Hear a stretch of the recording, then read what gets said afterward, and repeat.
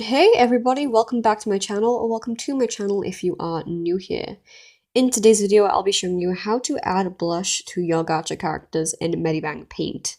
I love adding blush to characters, it's my favorite part, it's just so fun and they can look so cute. So here is how I do it. Firstly, you're going to want to add in your image of your character, so I'll do that now. Go into your layers, I'll make most of these invisible. And then click the new icon right here and click select an image to add. So I have now added the image. You can erase some of the background if you want to. I'm going to quickly get rid of the blue lines, but apart from that I'll leave the white stuff since it doesn't really have an effect on what I'm doing today. And now to move on to actually doing the blush. Make it a color layer.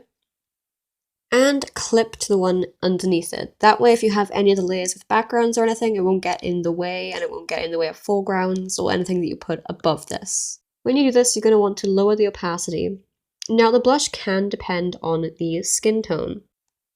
How natural it looks is going to depend on the skin tone completely. To show you what I mean, I set out some skin tones here. And if we get a airbrush, which is a pretty good brush to use for blush, although I typically use a different one, get it onto, let's just say, a light pink, like you'd see in a lot of blushes, and lower the opacity and such down. You will see that while it looks kind of natural on these sorts of tones, it's not going to look as natural on darker tones.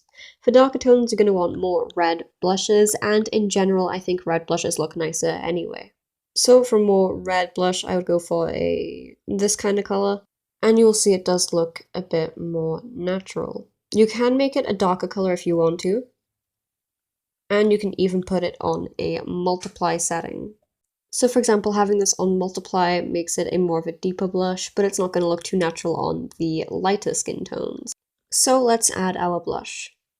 Okay, now, for me personally, I would use the watercolor brush. It'll be watercolor wet, since I think that one is nicest.